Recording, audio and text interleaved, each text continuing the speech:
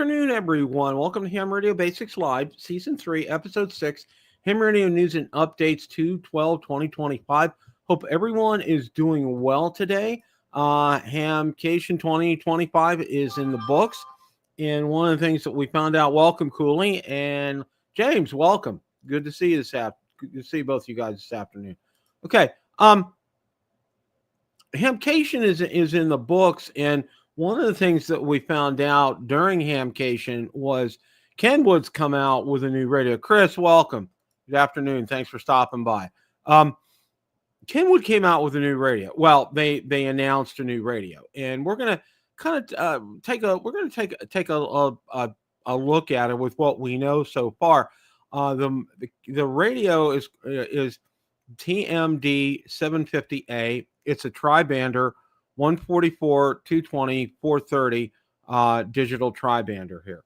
And I'm going to take a look here. In Kenwood multiband mobile transceiver, advanced APRS and digital voice capabilities, plus built-in wireless local area network, takes your operating experience to the next level. And key features: APRS protocol compliant, D-Star digital protocol capable, built-in wireless local area network, and I'm trying to read some of these here.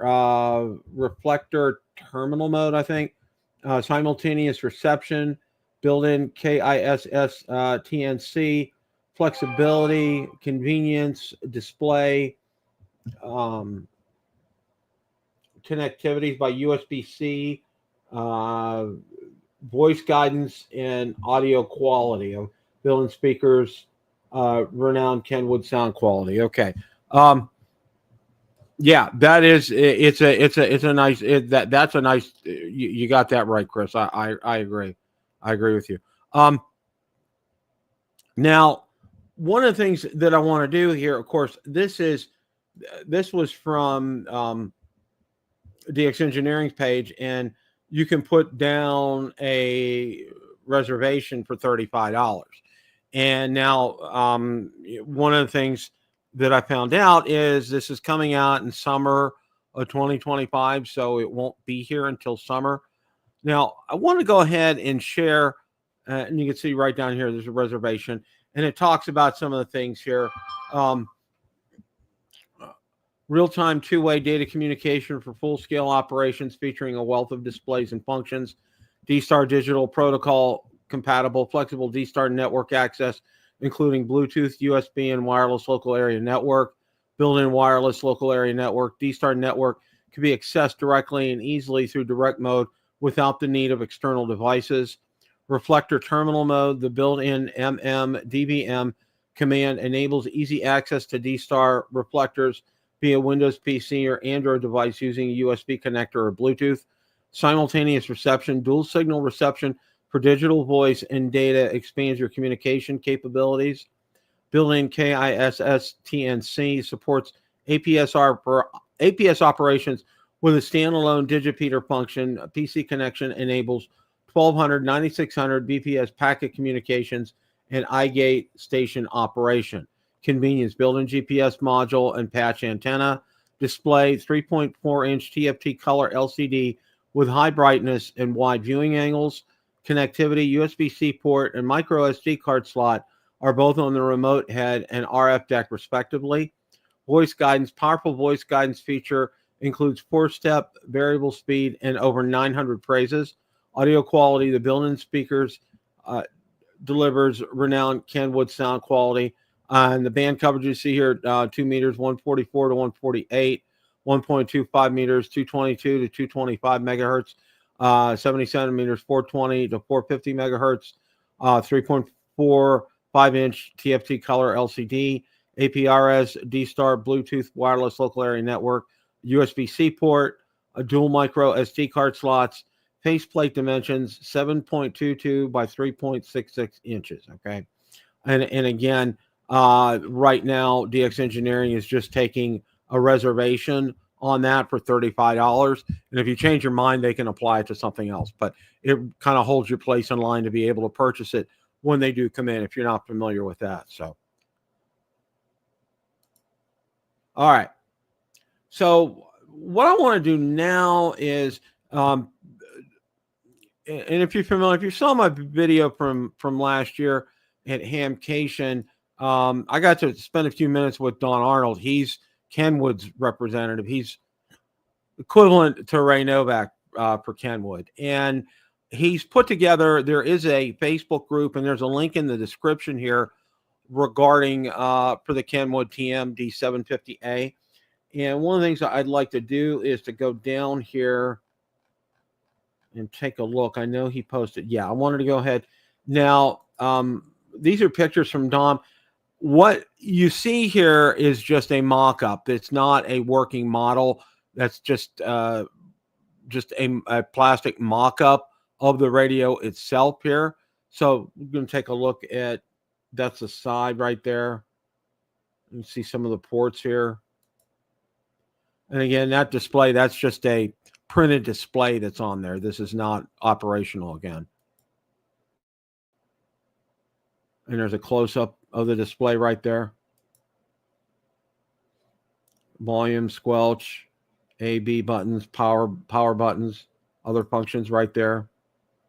Some function buttons down at the bottom right there and on the side. That's what the unit looks like without the display. There's the slot for the micro SD card, and there's the remote. There's the base unit right there. Okay, that's it for the pictures right there. But this is a great place to really learn about this. Don is very good. I mean, he tells you what he's allowed to, and I found him to be very good at getting you information. He was very good. Of course, I was talking to him about the 75A last year. They had come out, and he was very good at giving me information and talking about it. And that's something, if you have questions, post them here.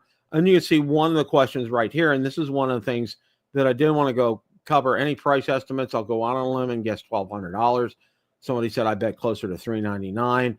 Somebody said, I hope around $699 or $1,000 would price themselves out, which I don't think so. As you know, with Kenwood, as far as their pricing is concerned, I'm going to expect you're going to see, my guess is the $1,200 to $1,400 type of range for this. It is a feature-packed radio. Okay, there's absolutely no questions about it. And Kenwood's slowly getting back into the market. Okay, they're not anywhere near ICOM or Yaesu in terms of their market reach and their share, but they're trying to work their way back in. And I think this is a good effort. It's feature packed. It has a lot of great features on it. Being a tri-bander and the bands on it, I like it. I think it'll bode well. I think it'll do well in a vehicle, especially it has a remote head, which makes it very easy to mount. That will be goods. And there's a lot of positives about this, but I think one of the things that I think a lot of people are going to run into with this is going to be price. And I think, for example, okay, for me, I paid $1,300 for the 705, and it's worth it. Okay.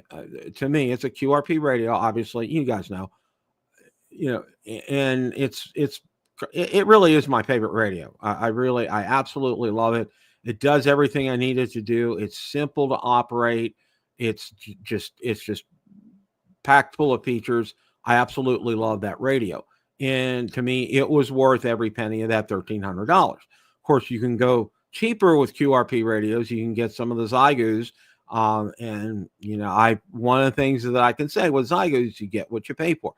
The G90, I'll make an exception, but the 6100, 6200 series, that's a big pass for me, especially after having had my flavor of both of them and quickly deciding that's not my cup of tea.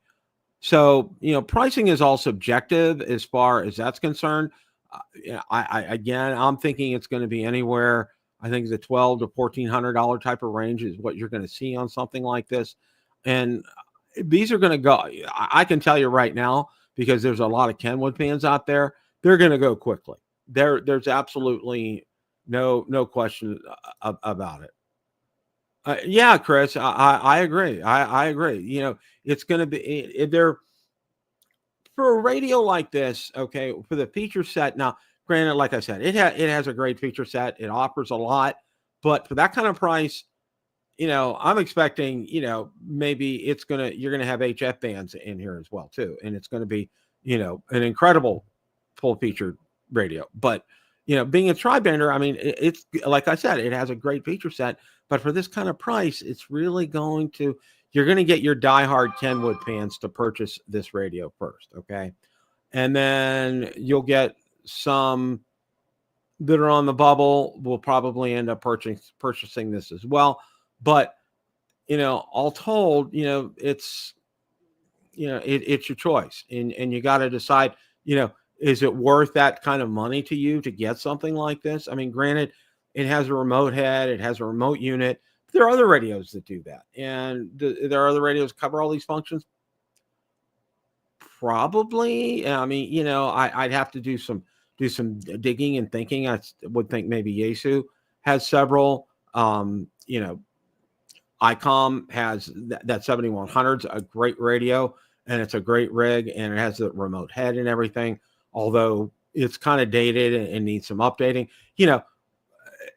and the price point is pretty reasonable on that. See, and I think the big thing about this is the price point. Now, you looked at what Kenwood did when they came out with a 75 hand talkie last year, and that was very pricey.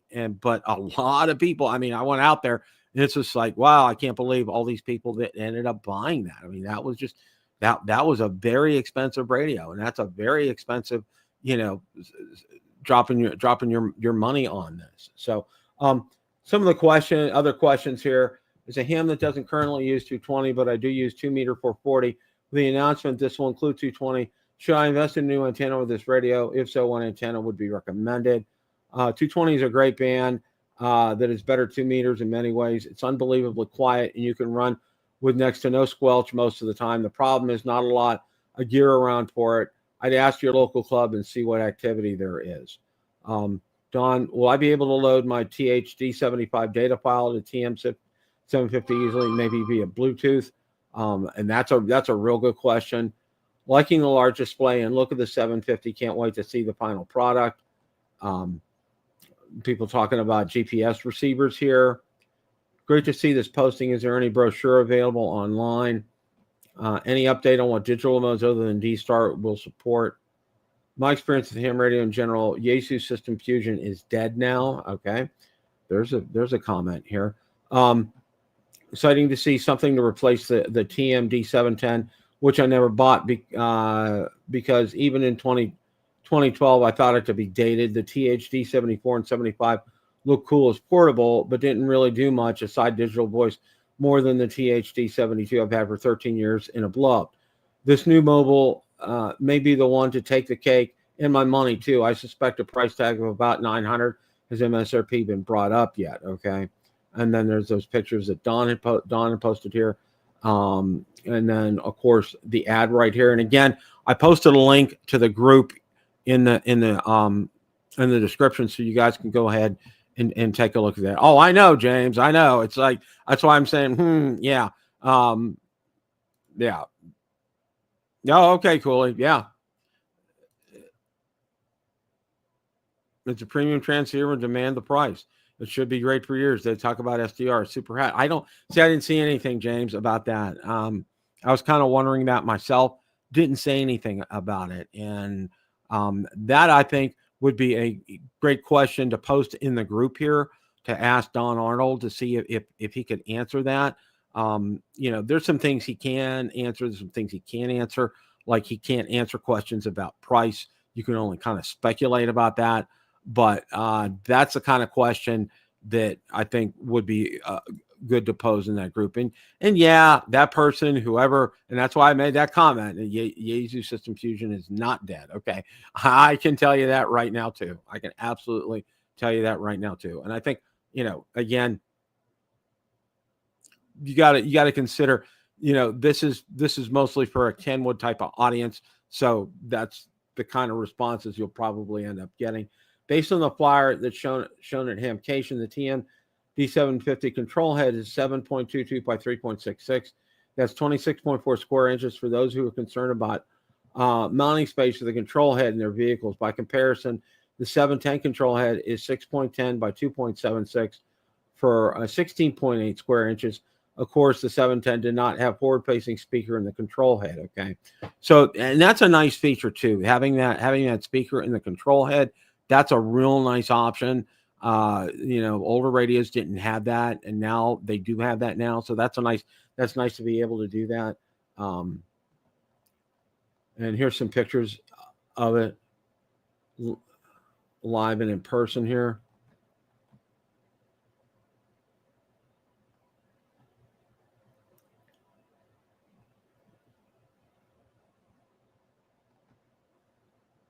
And it's going to be 50 watts on all three bands, just to let you guys know.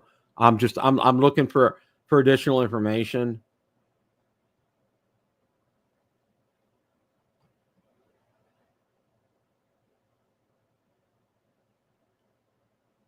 And like I said, Don, if you go to Hamvention, I'm sure Don's there too.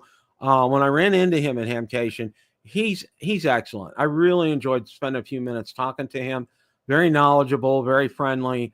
Can tell you what he knows. And if you ask him some detailed questions, I asked him some detailed questions about the 75 and last summer or last spring, and he was very forthright with his answers. He did a great job on that. So I really, really, really kind of like that. So that's kind of where things are right now with this radio. As I said, I'm thinking, you're going to see something about this probably summer-ish, probably June-ish kind of time frame as far as that's concerned. And I would expect about a $1,200, $1,400 price point on that. It's gonna be high.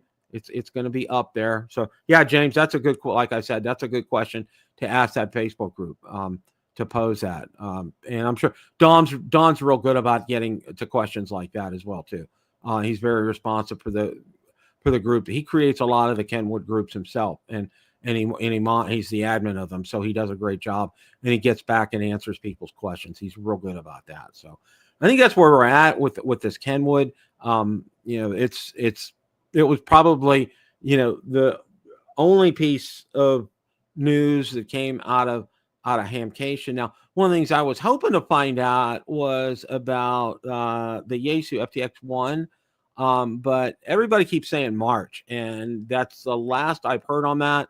I asked some people who were there, and they said, yeah, it's scheduled to come out, but they didn't say when, and there was no information on that. And I was hoping to talk to somebody or ask somebody a question that had talked to John Kruk out there, but I didn't see anybody. I know a lot of people talked to Ray, of course, but I didn't see any videos from somebody that talked to John out there. So if you see any videos on that, let me know. Shoot me an email at hamradiobasics@gmail.com, because I'm interested to find out when that actually is going to be coming out. That's a radio that's really piquing my interest, and I think that's something I may want to pursue getting, because as you know, I really like QRP. I like to challenge a QRP, and I think it's real good. Yeah. Oh yeah, Chris. Yeah. I hear you on that. So, but yeah, I'm really, really looking forward to that. Like I said, it ended up being a good thing not going this year to Hamcation, because I found out Comic-Con was having their convention in Orlando at the same time, and somebody told me that I-4 was gridlock. Okay, and it was like gridlock on I-4 when you get. There's a joke that goes around that said that for people that live in Orlando, I live in Orlando, but I'm an hour away from Orlando, and it's so true. Okay, with all the traffic, number one, you have Disney traffic, okay, and Universal traffic, and then now add a Comic-Con traffic to that. Of course, Hamcation traffic's kind of minor compared to all that, but still, with Comic-Con, people were trying to come here from Tampa. I saw a guy who had posted. He said, I was trying to come from Bradenton, and people were telling me I-4 was backed up about maybe 35 miles outside of Orlando. So I am so glad we didn't manage to do that, because, you know, it doesn't really kind of matter what time in the day that you leave from Tampa to go over there. You're going to hit gridlock when you hit Orlando. It's just a fact of life. No matter what day of the week, Saturday, Sunday, Monday through Friday, really kind of doesn't matter.